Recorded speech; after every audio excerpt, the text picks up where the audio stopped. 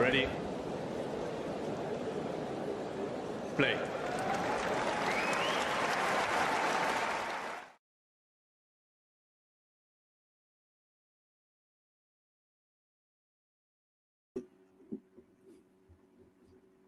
Good afternoon, good morning, good evening, whatever time it is in the world, wherever you are. Damien and I, we almost had a day and evening and afternoon disaster because I said to Damien, let's meet at midday. And Damien just thought that that was a loose term, meaning sometime around lunchtime. And in the UK, midday means 12 o'clock. Yeah, but I realized that about 15 minutes before, I was just like, maybe it actually means a specific time. And yeah, I Googled that. Turns out it is. So right now I'm going to know it from now on. And thankfully I'm here ready to talk. I'm surprised, Damien, because I do get the impression that most Europeans, and particularly Polish, actually, they do tend to be more familiar with British English than American English. But I know in the US they would say noon, and that's the term you're familiar with, right? Mm-hmm. I mean, my university course is like primarily focused on American English. Maybe that's the reason. I think in school we also like learned both things. Don't think midday ever came up, or maybe I just forgot it. I don't know. You may not be aware, Damien, but there's quite a lot of Polish people that have been living in the UK over the last 20 years. And as a result, I think they did pick up lots of British stuff like that. But anyway, we're not here to talk about British and American English. We'll probably save that for another episode. Hi, Jean. Nice to have you on board. Make sure you hit that like button. And let us know your thoughts, Jean, on the 5 tournaments. I've got them up on the screen that occurred last week. And also any pre-Rotterdam thoughts. We're going to be here probably till about 1 o'clock. By the way, we're not going to do any live matches this week. So make sure you tune into Game to Love for that. I will put a link to 1 or 2 live matches they have upcoming in the chat, but I'm sure you're pretty familiar with what's going on there, Gene, and I'll post them in the live chat shortly. But let's talk about last week before we talk about this week, Damien. What were your standout thoughts and memories from last week? Apart from Liam Brody winning his first challenger for a couple of years. Yeah, so I mean, I spent the week in Vilnius at the Challenger, so but I still managed to. Yeah, I was in Vilnius. Yeah, that's how I spent my week. So I still got to watch a lot of main tour tennis though on both sides because the way we had these media stands there with electricity and a desk, so it was pretty cool in that regard. I was taking my laptop there and watching a lot of tennis at the same time. In terms of my standout performers, my standout moments, I would definitely have to say Yibing and Arthur Fils. These were the 2 breakout runs sort of on the ATP side this week. The ones that made me very happy, as a challenger enjoyer. Of course, Yibing won the title in Dallas. Arthur Fils made the semis in Montpellier. I don't know, which one should I talk about first? Let's talk about, listen, just very quickly, just for those people tuning in who are not sure why I'm talking about Liam Brody and Vilnius. Yeah, so he did win his first challenger for 18 months. And I knew that you said to me, just before we went live, you said that you'd spoken to Liam Brody last week, and I didn't think much of it. I thought maybe nowadays speaking can be message, it can be WhatsApp, it can be Twitter private message, but it could also have been on your podcast. Of which it was actually in Vilnius, yeah. Got it. So cool. So that's Liam Brody done. Tick, really pleased about that. I'll be having Liam on the show later on this week, along with his coach, though. But we'll indulge in Liam later on in the week when I speak to him myself. But anyway, yeah. So let's talk about Dallas then, because you highlighted that. Tell us what happened there. Yeah, I mean, Yibing won the title, which I guess to people who probably haven't been following the Challenger Tour could be a big surprise. I think even to us who have been, following him, let's say, of course, he was the US Open boys singles champion in 2017, but then he had that three-year hiatus. And, basically, we couldn't really watch him until May 2022, between, March 2019 and May 2022. So let's say for those of us who have been following him since May, June last year, it was pretty clear that something like this could happen. it's still very different seeing that in effect, seeing that in motion, seeing this work out. I mean, the guy is just incredibly naturally talented. I have no clue if he goes on to, win some great things in the future or not. Definitely there is a concern like whether he is capable of repeating that indoors. He had a couple of major matches outdoors where basically he was a little maybe spraying a little too much, and that could be an issue when he cannot take the ball this early, when the conditions aren't perfect like they are under the roof. But and just seeing him play against Fritz, Shapovalov, all these ball strikers that we think of as absolutely excellent, and he makes them look ordinary, he makes them look pedestrian.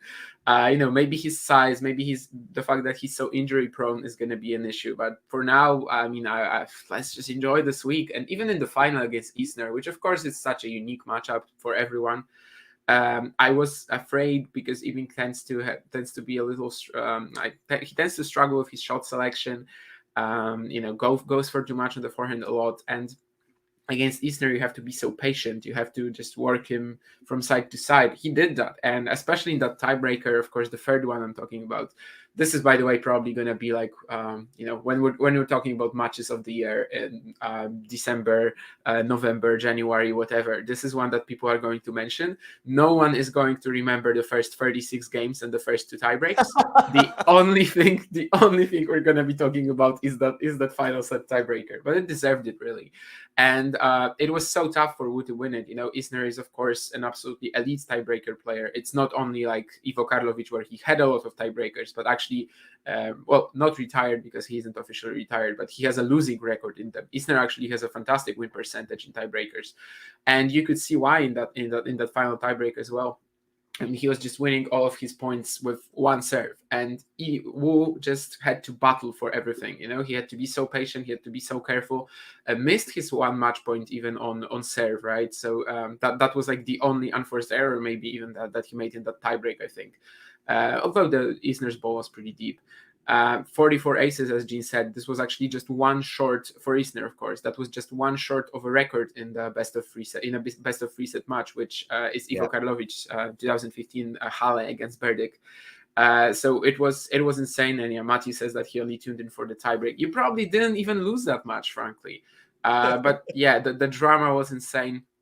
The fact that Yibing had to battle for every single point, still managed to come up with all the right answers. Of course, Isner was really tight. There were a few moments when he certainly could have won it so easily, like that volley at 8-7 maybe, I think, that he just dumped into the net. Isner was really tired too because he was defending so well in that tiebreak. Isner was running from side to side, which was insane. But yeah, the way Yibing was really careful with what he was doing was really impressive. Fantastic mental effort for sure. And yeah, as a whole, I mean, he beat Mo, Isner, Manarino, Fritz, and Shapovalov to win this title, which is an insane road. Of course, he's already pulled out of Delray Beach, which is definitely a good call. He has been sort of scheduling himself more lightly than other players would because of being injury prone. But he made the final at the Challenger in Dallas Cleveland just the week before Dallas. So he kind of needed to. And Jean says that seeing Isner run for everything was quite something. Yeah, you could see that Isner just really, really wants it. And for one thing, it was kind of just tightening him up in the pressure moments, but it was also making him do insane stuff when it comes to defense. And incredible final. But yeah, as I said, no one will remember this in terms of like how the match went, other than of course the fact that it had 36 straight service holds. But I think we're still going to be mentioning that at the end of the year. And to win his first title, beating the sort of opponents is amazing. He has a lot of ranking growth potential, of course, because of the fact that basically he's not defending any points until the beginning of May. Even in the latter half of the year, he's defending 3 challenger titles. It's not something that he cannot overcome if he's playing like that. 3 challenger titles, which I think were all 80s even, is 240 points, and this is 250 already. I think we see Yibing in the top 30 or top 25 this year for sure. I believe there was a stream. I cannot remember which one it was, but we did a stream together. And I was on the stream, I think, and you were on the backstage and just asking questions in the chat. And you asked about top 30 play, like who is going to break the top 30 in 2023, who isn't a top 100 player yet. And I remember seeing Shelton and Wu. And I don't usually boast about my predictions, but this is looking really good for me. I have to say. Yeah, true. And interestingly, with both players, for me, they shot to my attention. One, Shelton, understandably. One, in Wu's respect, probably because of my ignorance, shot to my attention in August of last year. But Shelton, because, there was that breakout moment where he wins. Who did he beat in August? Was it RBA or was it Schwartzman? No. It PCB? was better. It was Ruud. Right? Oh, Casper Ruud, exactly. And the build up to the US Open. And as a result, I went big on Shelton at the US Open, and he went out in the first round. Kind of ignored him for the Australian Open, and of course he blitzes it in many respects. And regarding Wu, he came to my attention in August as well, because we did a preview to the US Open, and he was your guy going into the US Open. And in a way, he didn't disappoint, because I watched him play Medvedev. What round would that have been in against? Third round. I mean, didn't disappoint by, getting as far as he possibly could before he comes up against a massive guy. But I thought that was a really good match. It was like 6-4, 6-2, 6-2 or something. But I think the first set was super competitive. I enjoyed some of the rallies. I thought it was a straight sets win for Medvedev, but it wasn't one of those, okay, you just sort of switch off after a set and try and find a more competitive match. Because I actually thought it was a really fun match to watch. And probably because of Wu.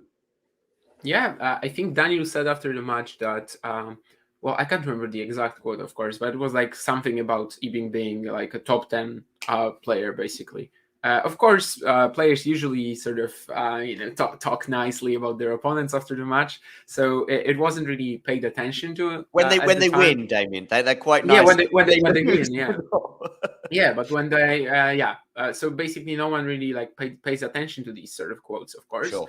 But I'm pretty sure that it's not something that Medvedev was throwing around lightly, and you can just already see the incredible hand skills. And Matthew also said that Isner has won 14 out of 16 titles on home soil, which is actually true. Even 27 out of 31 finals on home soil as well, which is okay. I guess very understandable given how he schedules himself. A lot of 6 Atlanta titles, 4 in Newport, 2 in Winston-Salem, Houston, Miami.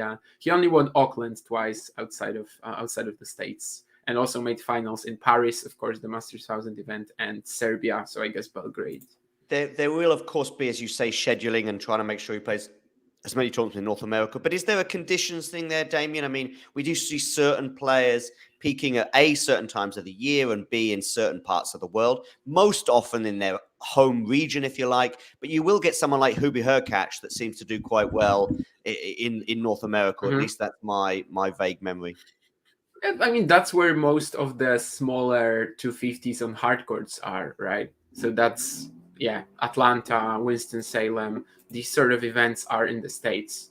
Newport as well on grass, 250s. But I think it's also a scheduling thing. Like, do you really see Isner playing a lot of Queens or Halle? He doesn't, right? I don't think, at least. Or maybe I don't know, Basel, Vienna. He also skips that a lot. So I think it is a scheduling thing though as well. But Basel he only played 3 times from what I can see. I think Vienna he played a few times more, like 5. But he still he doesn't really focus on these weeks. So I think it is both scheduling and conditions. Casper is maybe building a reputation along with his father about being upset about tennis courts, because I know you won't have seen it, Damien, but there's a clip in the series of Breakpoint where he's particularly annoyed about not being allowed to practice on a clay court at Roland Garros last year. And for sure, if that was Rafa or Novak, they would have been allowed to practice.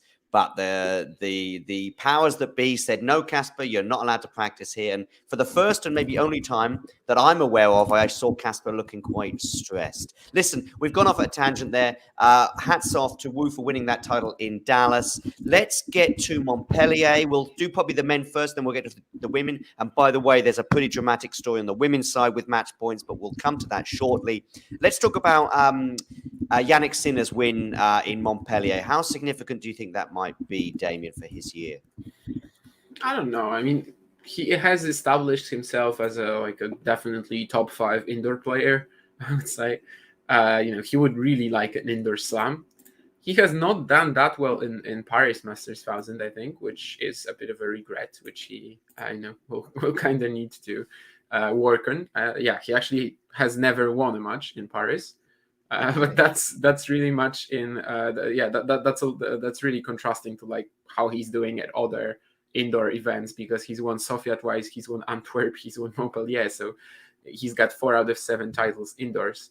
And you can clearly see how good he is in conditions like that. Of course, there was like maybe one pressure moment against Fields when Fields had 5-4, 40-15, I think, on Sinner's serve in the first set. But other than that, it was just smooth smooth sailing. Of course, he only had to play 3 matches because of Vucevic's withdrawal in the same round.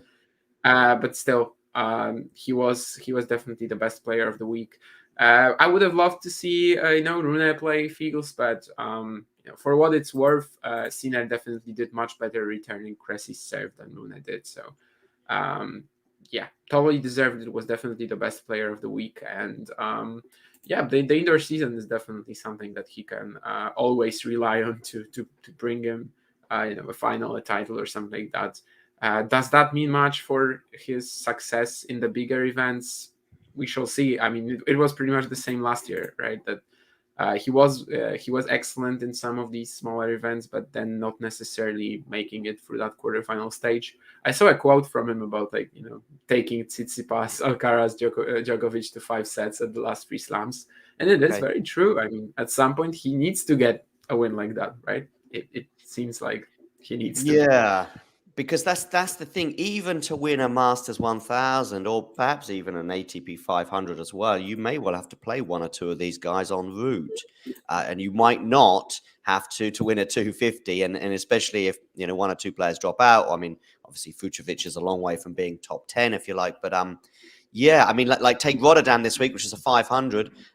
He could well face Tsitsipas quite early on, and then of course he'll probably play bigger fish or as big a fish as well later on, should he even overcome that. So it's just whether he could do it once, never mind back to back. But there we go. Listen, it's a step in the right direction. My concern with him is that for the last 6 months since the US Open, I haven't seen him, but I didn't watch Montpellier, I will say, but I haven't seen him look 100% in so many assets of his game. Like in terms of fitness, I've seen him hobble during certain points, during certain games, and I'm thinking maybe you should just pull out of this match rather than lose it 6-3, 6-1. So that was more in the indoor season in November, but then going into Australian Open as well, I just thought I haven't seen anything from him that consistent in the previous sort of 4 or 5 months. And anyway, listen, maybe he's on for a big year, and maybe in Montpellier he was back to his best. But even if he is at his best, Damien, is his best right now good enough to win a Masters 1000 or even say Rotterdam? Indoors potentially. Okay. I'm not sure if it is. I actually think that it might not be. I think we talked about it during the Australian Open a little bit as well. With him coming up against Tsitsipas, no one really had much faith in Sinner. He took 2 sets. Now, was that because he played better or Tsitsipas had a deep? I would argue towards the latter. And unless the draw opens up, it's hard to see it for now. But maybe it's going to be like, he breaks that quarterfinal barrier once, and then he's like instantly, winning consecutive. Well, maybe not winning consecutive, but going deep in most big events. Of course, he's been past the quarterfinals at the Masters 1000 event. He was a finalist in Miami, but I think that's probably like his only. He's had 4 quarterfinals at slams and also 4 quarterfinals in Masters 1000 events, winning one of them when he went to the final. Okay, next up on the ATP side at least is Cordoba. We're in the middle of this or the beginning actually of this rather short spell of tournaments in Latin America. Of course, we've got Buenos Aires and Rio, amongst others, on the horizon.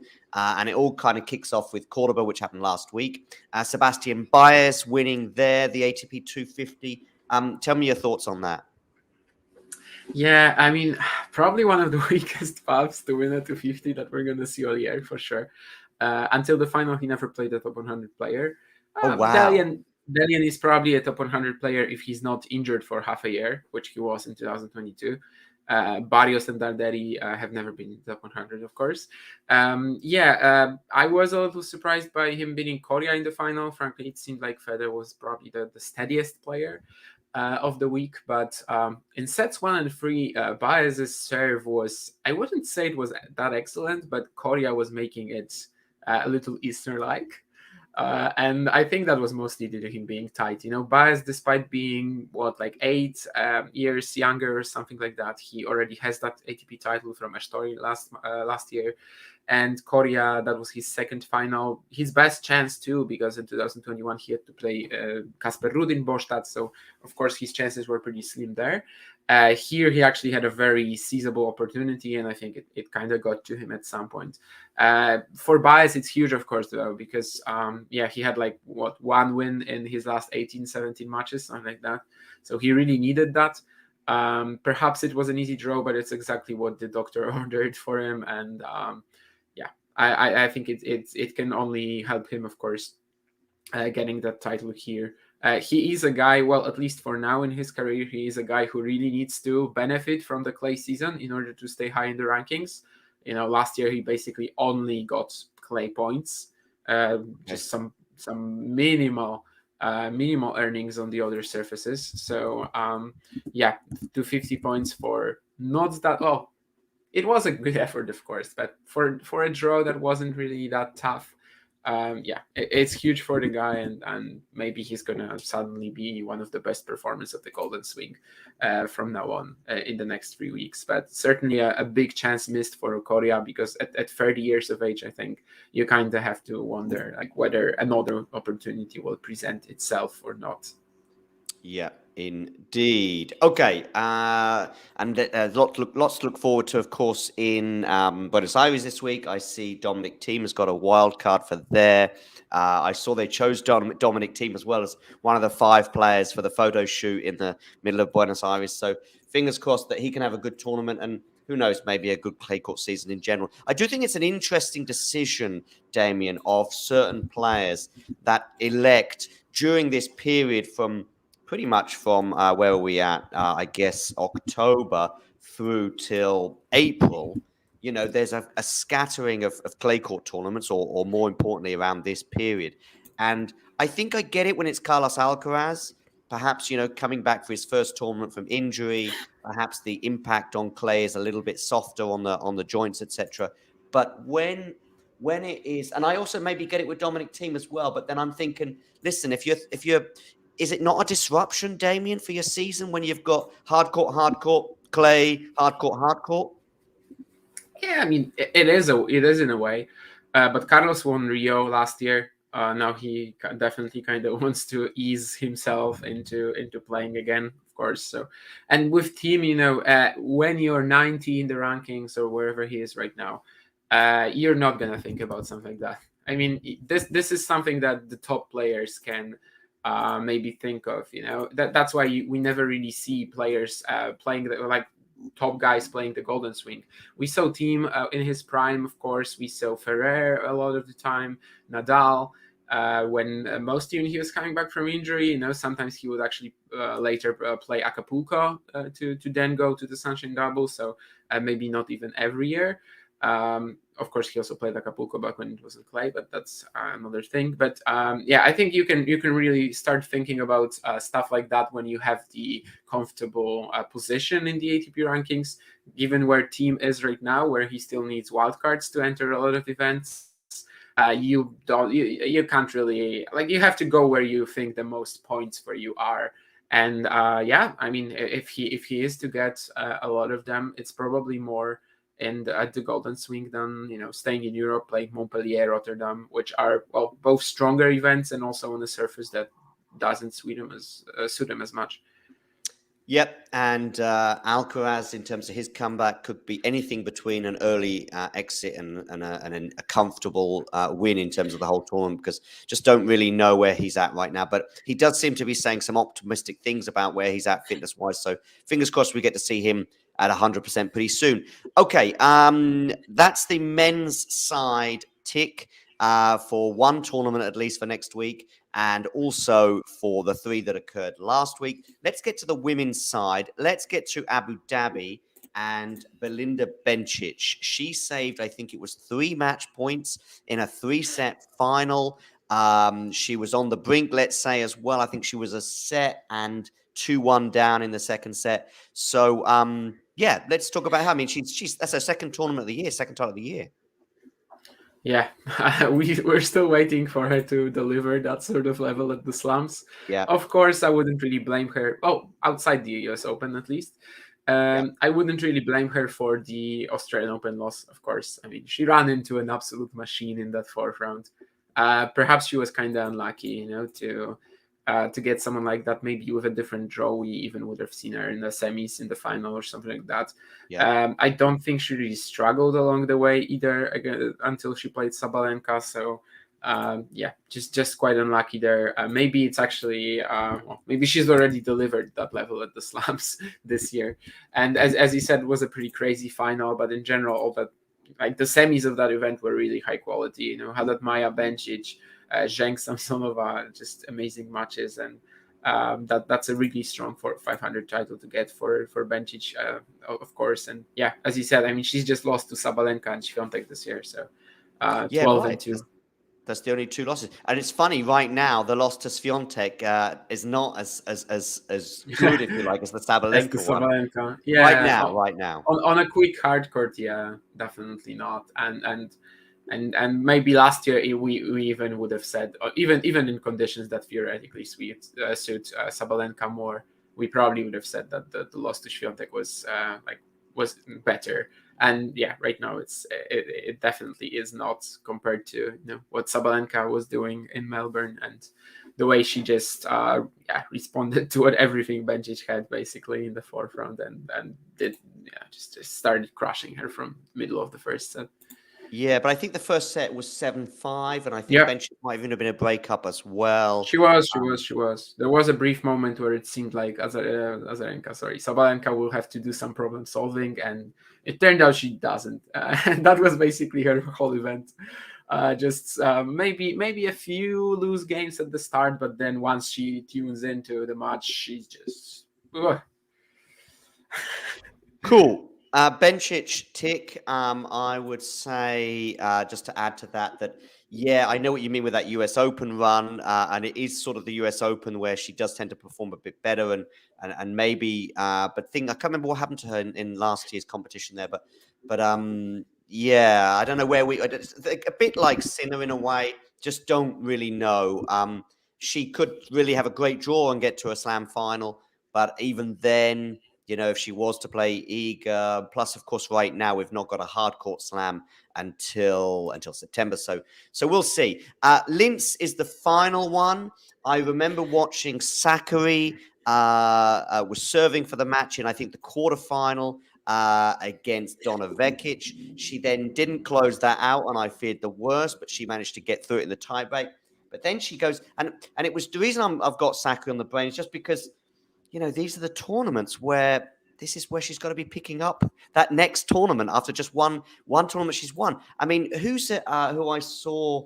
I mean, basically, the person who ends up winning Linz has now won her second title, whilst Sakkari is still stuck on 1, which is kind of bizarre. Yeah, I think Coco Gauff has just landed her second title in January as well, right? Yeah. I mean, some of these top 10 players on the WTA side haven't really been winning titles, which is kind of surprising. But, you know, you need less points to get into the WTA top 10 right now than into the ATP, and I think that kind of shows in that regard, that you don't really need to be winning titles. You it's more about consistent results, which Sakkari has been doing for sure. Yeah, she has a 7-19 win-loss record in semifinals on the WTA Tour right now, which is pretty atrocious. I mean, for a top 10 player, definitely 7-19. In the finals, I don't think it's that bad, but she's not really getting. I mean, 1-6. It's percentage-wise, it's actually even worse, probably. So I'm not sure what I'm talking about.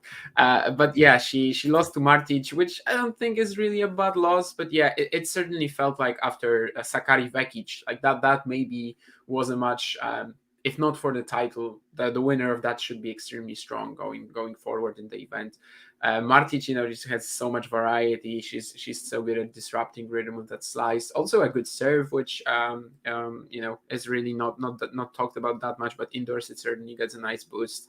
Not a terrible loss. Martic has defeated her fair share of top players in the past, especially in the last couple of years. Actually, I think her top 10 record has improved drastically in 2022, 2023. Yeah, it's her fourth top 10 win since the beginning of 2022. She beat Kontaveit, Pegula, and Badosa last year. But yeah, as Sakkari, you can really feel that that not winning a title since whatever it was in 2019, Rabat maybe. Yeah, Rabat. I think. Yeah.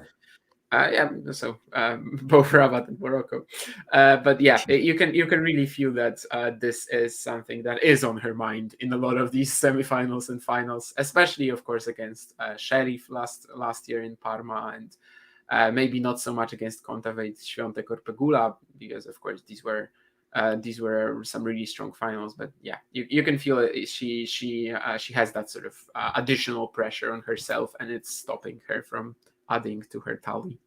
Yep, indeed. For those of you tuning in, make sure you hit the like button and don't forget to subscribe to the channel if you're new. You can also be like Jane and become a member. Hi, Jane. How are you doing? Pretty early in New York right now, so thanks for tuning in so early in the morning. Maybe like myself, you're on the coffee, although where I am, it's 12:38. But yeah, you can become a member. I have pinned it in the live chat, and you can get to enjoy some exclusive perks, which are all explained before joining.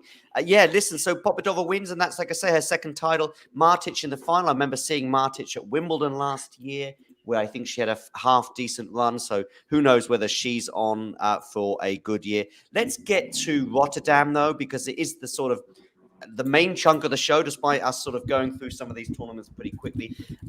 Memories for me of Rotterdam are that in this period of the year, I'm just trying to think between Australia and the Sunshine Double.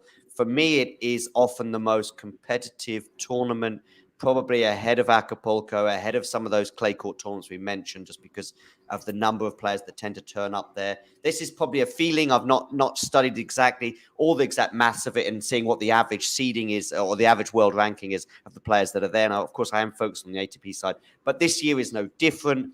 Off the top of my head, we've got Tsitsipas there, the Australian Open finalist, who's probably in the best form for the best part of 12 to 18 months in many respects, and maybe he's even going to improve on that itself. Jannick Sinner as well is there, but perhaps he'll feel the after effects of his title from last week. Felix, last year's champion. We all know how good he can be on indoors, and if he recaptures the form of October, November, he's second or third best in the world at that in these conditions. Is that fair, Damien, regarding Felix? In that form that he had in 2022, absolutely. I'm not sure he's gonna be that in this event, but yeah, in that 2020, 2022, late 2022, he was just behind Djokovic, maybe alongside Rune, and basically there was like no other contenders. Maybe Tsitsipas, but yeah, he was the top second, third player late 2022 for sure. Yeah, right. In fact, I know you mentioned Tsitsipas there, but his performance, Tsitsipas, in the semi-final against Djokovic at Paris-Bercy did kind of come out of nowhere. I didn't see that level coming. True. And as a result, I think we took stock from that going into the ATP Tour finals. which he didn't really go on. Of course, Tsitsipas did have what's a slightly better loss on paper to Rune in Stockholm, I think it was. But I also think Tsitsipas didn't show up that day. But listen, I've gone off at a tangent because right now the Tsitsipas, I think, is a much different scenario and probably the favourite going into this tournament. Yeah, I guess after the Australian Open, you kind of have to think that. But yeah, just looking at the quality of the field, as you said, I mean, the last player who got in directly was, and that's after 4 withdrawals. Well, 2 withdrawals. They actually didn't give one wildcard. Okay, that's weird. Is that correct? Are there 4 wildcards right now for hundreds? Sorry, to 500s. Let me see in. Yeah, I'm not sure. Anyway, after a few withdrawals, Sun Wukong at 52 was the last player to get in. So you basically need to be a top 50 player to get into the main draw here directly. You know, some guys like Constant Lestienne, who was 55th at the cutoff, played the qualifying. I think he even made it. So basically, yeah, you had to be almost in the top 50 to get in, which is crazy. I do think that Tsitsipas is the favorite, and a part of that is the fact that the top half seems a little less competitive than the bottom. Other than Rune, I wouldn't say. Oh, actually, he can play Sinner in the second round. I did not spot Sinner there because he's unseeded, and that's pretty crazy too. So yeah, maybe that argument can actually be thrown into the bin. But yeah, if we have to say one guy that would be the favorite for this, it's probably Tsitsipas. But given the fact that he can play Sinner in the second round, yeah, that's a big dent in that argumentation. Sure. By the way, Jane, regarding your question about Rublev, I'm trying to think which 4 people I put in that, but I know I put Tsitsipas, Felix, and did I put Sinner as an option? I'm not sure. But you only get on YouTube, you're only allowed to have 4 options. So you can do 3 and then write other. But then other doesn't really tell us a lot when it could be anyone. So that's why. But I guess I could have and should have probably put Holger Rune in there. I don't think I did put Rune in there as an option. But wow, I forgot about him as well. So let me share the screen actually if I haven't done so. I have done so. Good. So we've got Tsitsipas against Ruusuvuori. I actually spoke to the stats guy who is on Ruusuvuori's team the other day that did an interview. I think I posted that yesterday, so check that out on YouTube. I'll probably post that in the live chat later. In fact, I know it's I'll post that in the live chat later. But anyway, just having a look at this draw here. Yeah, Wawrinka Bublik. Is that a match that gives you excitement, Damien? It's already happened this year. Wawrinka won it at the United Cup.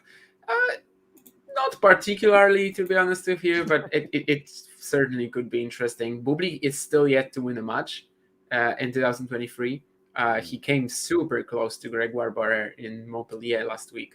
Although that was mostly on Barrère missing 3 match points in the second set. And then I think Bublik was briefly up a break in the decider. So he did come very close. Is that the match where he did break his Yes, that was his only match in Montpellier since he hasn't won a match in 2023 yet. But that is that. He lost the first 6 points of the deciding tiebreak and then he broke 3 rackets in a row. But yeah, I think maybe for that storyline, not whether Bublik will break more rackets, but whether Bublik will get his first win of 2023. That makes this match a little more interesting for sure. Zverev is there as well. Of course, a year ago, he would have been very much in the conversation, but a lot less so now. How long should we sort of be thinking it might be before we see him anywhere? Because he's a long. I mean, we talk about Medvedev and very different stories, but Medvedev is probably 2 levels below his top level, if you like. But Zverev is probably 3, 4, 5. And we all know about the story in terms of the injury. And it was a really, really tough one for him to be out of the tour for 6 months. But how long is it before we go these first and second round, departures like Mo in Australia? How long is it before we go, this is a bit of a concern now, whether we're going to see him back to anywhere near his best? Well, let me say that if he loses to Sun Wukong here, I don't think we're going to raise the alarm yet. Right. Like Kwon is just in such good form, right? With the Adelaide title. Of course, he was then a little drained for the Australian Open, but also he beat Goffin in Davis Cup just a week ago. I think it's a super nasty first round for Zverev. So I think if he loses here, it doesn't really mean much. It is a valid question. I have no idea. But I think that a reasonable target for him would be to get back in shape for Paris or maybe for Rome, Madrid. These are the events he usually does very well in. At least Madrid and Rome. Paris, last year was probably his only real shot at a title, but Madrid and Rome he was usually really good at. I think he's definitely won both events. So I think that would be a very good target for him to try to get back into his best shape for that event. In Rotterdam, he has a very tough round, the first round. I'm actually not sure who's more off their game right now, Medvedev or Zverev. After that Corda loss, the extent of it, I don't know. I'm kind of terrified for Medvedev, frankly. But if there was a Zverev-Medvedev match right now, I don't think it would be beautiful viewing. If they meet in the final here, which is very unrealistic, honestly, right now. But if they meet in the final here, maybe they would play themselves into form, and maybe it would actually be much better. But for now, very tough first round for Zverev, for sure.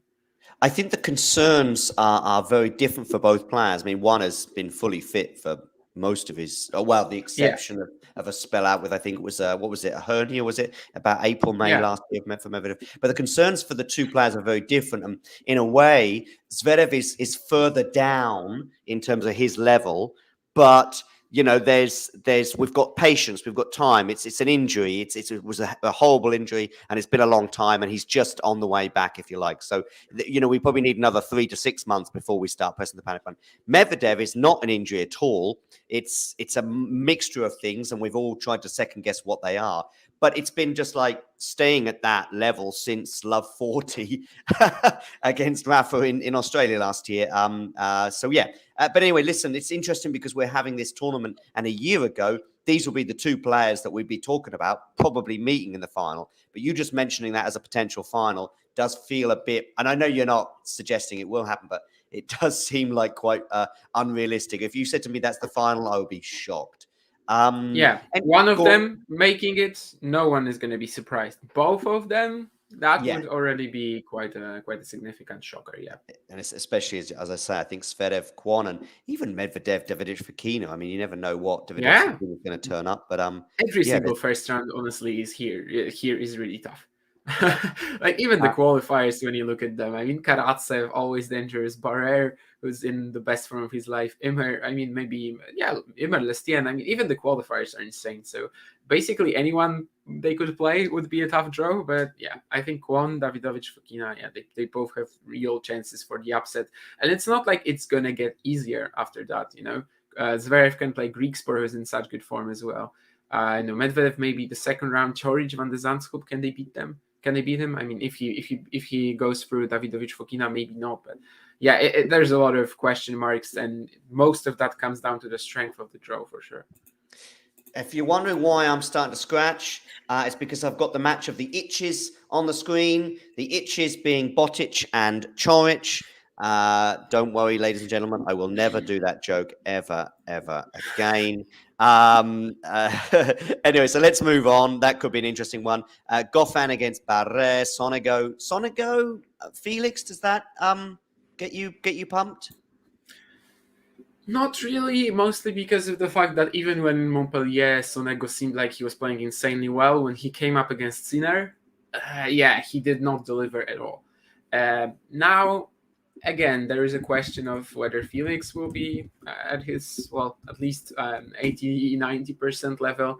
We have no idea. We haven't seen him since the Australian Open, which, even though it wasn't a terrible defeat to Lehečka, I think in terms of how much the Czech has developed since the beginning of the year, it was still pretty, I'm sure for him it felt absolutely terrible. If he lost to Tsitsipas in the quarters, after a while he would have been okay with that. I'm pretty sure, but losing to. By the way, Lehečka is not in this draw, which is kind of interesting. No, but this next match, Hurkacz, he made the semis in last year. That's why Hurkacz RBA. That could be a Masters 1000 final, couldn't it? Because they played last year. I'm just saying that if Hurkacz, I would be surprised. But listen, we had We had PCB against Hurkacz in the final of Canada last year. Hurkacz, of course, has won a Masters 1000. RBA probably could have and should have got to the semis in Australia, so his form is okay. For me, if these two were in okay, let's at least talk about Rotterdam. If these two were in opposite halves of the draw and had a kind draw, they could easily be in the final. And yet here we are, first round. Yeah, I mean, the first round is insane, absolutely. There is a certain question of whether Bautista Agut is, physically at, if he hasn't declined a bit. I think after the Australian Open, we kind of saw him, he won that match in 5, but he was really tired in that holds. In that performance against Holt. After the tough matches against Holt and Murray, he then didn't really have enough for Tommy Paul. Of course, he's just lost to Arthur Fields in Montpellier, which I don't think is a terrible loss, but he was really off there. Fields definitely showed some insane, the best thing for me about Fields' run in Montpellier, which is kind of topic, but was the fact that every single opponent required something different from him. And Bautista Agut, as a player, he forces you to be so patient to construct the rallies. It was very different to what Fields had to play against Gasquet, even against Alice. And but Bautista Agut didn't even ask the right questions most of the time. And I'm not so sure if he's in that sort of amazing form that he can sometimes be in. Then again, of course, against Hurkacz, he is fully capable of winning that. It's another one of these insane first round draws here, where Hurkacz is 10th in the ATP rankings right now, and Bautista Agut is 24th. So first round of an ATP 500. I just saw a comment from Jane in the chat about RBA seems to play all the time. And it is funny because I do see, Djokovic fans and Nadal fans saying, we miss you. We want to see you back on court as soon as possible, because these guys obviously at a certain end of their career pick and choose their tournaments a bit more carefully. But I don't recall ever seeing a tweet saying, RBA, I miss you. Where are you? We need you back on tour. But anyway, Dimitrov, Aslan, of course, that would have been probably a little bit more exciting a couple of years ago when Karatsev was in the form of his life. Was it 2020 or 2021? When 2021, I think it was, when he got to the Aussie Open semi-finals and won a title as well, I think.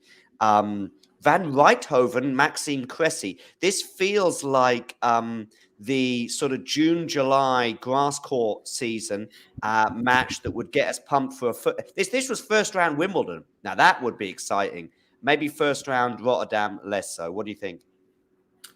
For Van Rijthoven, it is actually really huge. There is a big storyline there, because he has been close to the top 100 for a long time. Of course, he would have been in had he had Wimbledon awarded points. He still would have been safely in. But right now, soon he's dropping. I think it was a Queen Pair Challenger final last year. Soon enough, if he doesn't pick up a win in Rotterdam, he's going to be about 120 points away from the top 100, which really tells you how outside of Hertogenbosch last year, which he won, of course, 250 points. In a couple of weeks, he might only have 160 from any other event throughout the year, which kind of really shows you how off he's been. I don't think he's usually that far away. I don't think as a player, he is that far away from the top 100. But he had a few, he had in terms of not on grass.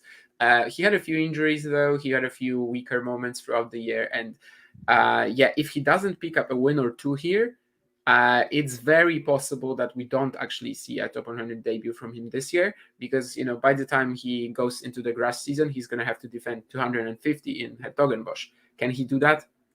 We'll see. But so there is a bit of a storyline there. One win I don't think would be enough. Let me quickly see that, but I think he would actually need two of them. Yeah, because he's already dropped 54 points. So yeah, basically 2 or maybe even 3 wins this week. Still, one win would be huge, because it would give him 45 points back. But it's very likely that, barring a huge result here, we might actually not see Van Rijthoven break the top 100, which is crazy because he had a career high of 101 and already played for a top 100 debut against Karatsev in Pune this year and came very close. He lost 2 tiebreakers. And I will just only mention Jane saying something about Lehechka. Yeah, he dropped 16 spots in the rankings precisely because he's not defending the Rotterdam semis. which is a surprise call, but he is going to play Doha, Dubai, and then Indian Wells, and I'm presuming Miami, but the entry list for that isn't out yet. But yeah, it looks like he just chose to schedule himself differently. Yeah, maybe he's just chosen this period to rest, especially after such a lengthy run in Australia. And we have seen other players. I think Casper Ruud is taking a bit of time off right now, for example. But anyway, yeah, so no worries about Lehecka. We'll see him back very soon.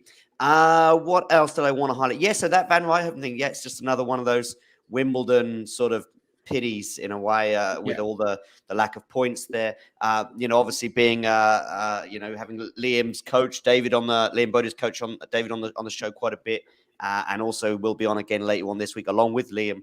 It's a pity that, of course, his third round run at Wimbledon didn't count, because that probably would have meant a top 100 appearance. But anyway, there we go. Maybe he can pick up some points. I think Liam should be playing at least Miami qualies, which is something, because having gone out early in Koblenz in the Challenger there, and I am going off a tangent, I know it was uncertain whether he would make it, but I think he's now up to 140. But listen, let's get back to Rotterdam, because that's where we are. De Minaur Rublev. I mean, I heard Jane in the chat, of course, mentioning Rublev's chances and etc. And by the way, we could be here in a week and Rublev has won the tournament.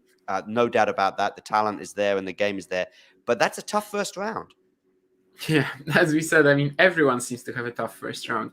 I'm just looking at collectively, all the first round odds for the Rotterdam event, and the only players who are according to the bookmakers very heavily favored are Tsitsipas, Medvedev, and Rune, I think, in the opening round. Everyone else is there's a very realistic chance, according to the bookies, that they will lose. Well, maybe Sinner also counts, let's say, that he also has a huge lead. Rublev, De Minaur, they priced it pretty close, and you can see why. Also, De Minaur apparently has a 2-1 head-to-head against Rublev. But yeah, I mean, the 2 wins were in 2018, so I wouldn't really think of it that much. But still, yeah, it's another really tough draw to start your event. We have to remember as well that Rotterdam usually plays very, very slow, even though it's indoors. I'm not sure it actually favors De Minaur, though. I think he likes a quicker court. He probably has some sort of pop on his serve and ground strokes. Then he hits a pretty flat ball too. I think he usually actually likes it a little faster, so maybe that's an advantage for Rublev there for me. But it's certainly a match that Rublev is capable of losing. De Minaur is capable of winning, and you can really say that for most of the things. I'm surprised Medvedev is that much of a favorite, but I guess there's been moments in in his the past 12 months, even though collectively we wouldn't call that a good period for him. If there were any good moments, it was lower events like Vienna, like Los Cabos, on courts that work well for him. Just not really. I mean, it's only Vienna, really. I mean, he beat Shapovalov in the final there. It was a good final. It was competitive. And there were some signs during that. I remember him beating Dominic Thiem en route. And I know Dominic Thiem's a very different player now than what he was a few years ago. But I thought he played really well against Dominic Thiem. And I thought he played really well. And I also think that was also the same period when he lost to Novak. But that was because he pulled out injured. And that was going to a third set. So... but yeah, I agree. I don't think. I mean, it's not like he's got a wild card who's ranked 150 in the first round. He's got Davidovich Fokina.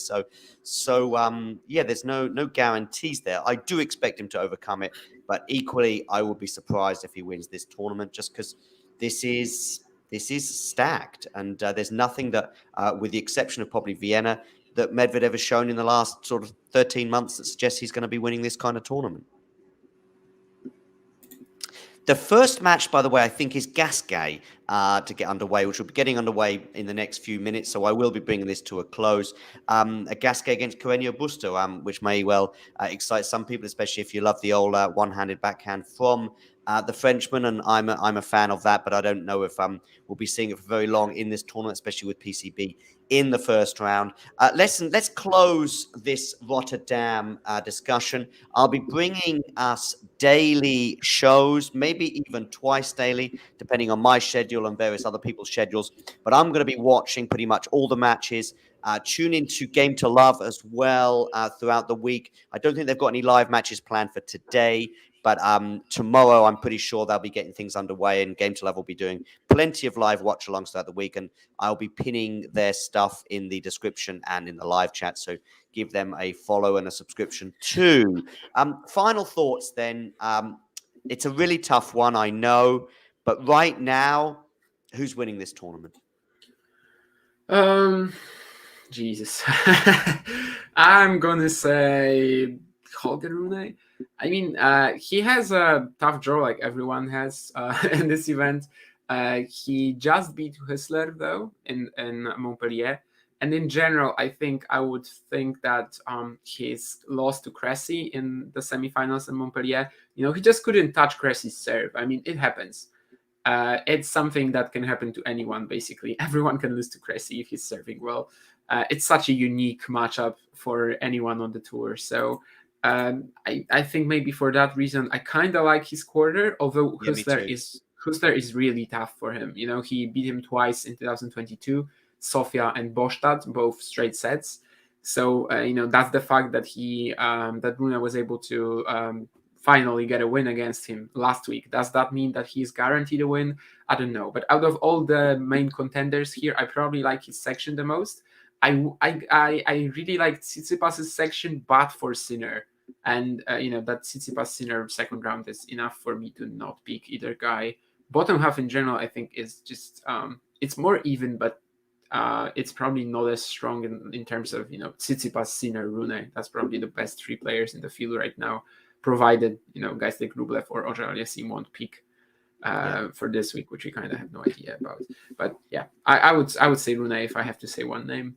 I like that Rune pick. If I was, and I'm not a betting guy, but if I was, and I saw that Rune was third, fourth, or fifth favorite, which I guess he is for the tournament, I could be wrong on that. He may be second or first, but if he was in that category, then I probably would be picking him. If somebody said to me, what should I do? I know nothing about tennis. If I saw Rune was fourth or lower in the pecking order, I'd probably say back him. Partly because of the quarter. I get what you mean about Husler. I'm not sure. Have we seen much from Husler though since September, October last year in terms of form? I mean, he had that loss to Millman in the Australian Open first round. But other than that, I mean, he just lost to Kachanov in Adelaide and beats Zverev and Otte in Davis Cup, which was, of course, instrumental to Switzerland getting the win over Germany. Wawrinka delivered the final point, but I thought Husler was really good in that. So he's not in amazing form, but that match against Rune was actually really close last week, up until 5-5 in the tiebreaker, when on Husler's serve, Rune's shot clipped the net and just, bounced over Husler, who was at the net. So basically, up until that point, they were going toe-to-toe, and it was just that one moment when Rune was extremely lucky, and that's how he sort of prevailed there. So I don't know. So I would say it has the potential to be close again. This court is probably slower than Montpellier, but does that actually favor either guy in this one? Probably Rune, but no, I don't think it's that much of an advantage. And you were saying something about Rune being further for favorite. Well, the favorite for this title, according to the bookmakers, is Medvedev. And actually, wow, yeah. Then Tsitsipas, and then there's a big edge. The next guys are Sinner and Rune together. Well, more or less together. For some bookies, it's Sinner. For some bookies, it's Rune. And then it's Felix. Then it's also Rublev, Zverev, Hurkacz, and the other guys. So basically, where's Rune on that list? What position? Medvedev, Tsitsipas, and around the third place, although quite far behind Tsitsipas, there's Sinner and Rune, basically. Okay. Anyway, we've also got Delray Beach this week as well. I know a friend of the show, Brian, will be there, I think, for 3 or 4 days. He's a big fan of that tournament. He'll be there, so we'll probably try and touch base with him at some point in the next 7 days, whether that be during the tournament or afterwards. Hopefully we'll touch base with him. Listen, I just want to say a big thank you to you, Damien. And I will play us out with a little 1.5 minute trailer stroke teaser to an interview I conducted last week with Shane Leonage from Data Driven Sports and Analytics. He has been alongside Aryna Sabalenka and Ons Jabeur, along with Emil Ruusuvuori, who's actually in action in Rotterdam, I think, this week, isn't he? So yeah, he's basically been a data guy for those three players in particular. But of course, with Sabalenka and also Jabeur having remarkable 12 months, they were pretty much the focus of our interview stroke documentary, if you like. No, interview, I think is a fairer word. So I did an interview with them. I'm going to post a little teaser stroke trailer at the end of this video to play us out, all about how the data can help players go to the next level. So I will play us with that, and Damien and I will go off into the Bonn sunset or sun something, and Damien can do the same somewhere in deepest, darkest Poland. Yeah, it's also sun, but you can kind of see it in the glass on my door, I think. Yeah, no, I can see it in your face, actually. Oh, in my face, I guess. I feel right now, if I do this, we're like the sunshine double. Yeah, well, not so, maybe. I'm in sunny Wąbrzeźno, beautifully named, with like 3 signs that are regular, that aren't in the English alphabet. No, actually just 2, sorry. But Damien, I think it's probably about the 5th time you've told me where you are, and you may have to tell me another 50 times before I even get close to remembering. Never mind. Let's get over the remembrance, and then we'll deal with the pronunciation in probably 2025 or something. Yeah, thanks, Jane. It's tough even for some Poles, so no worries. All right, cheers, Damien.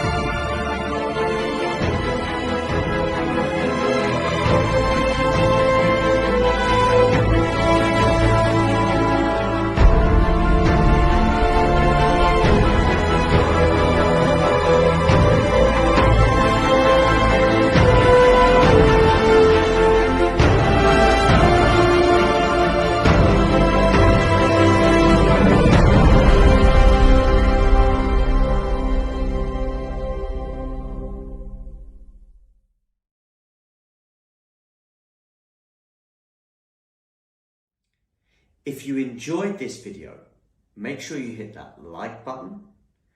Don't forget to subscribe and click that notification bell so you don't miss out on all things tennis.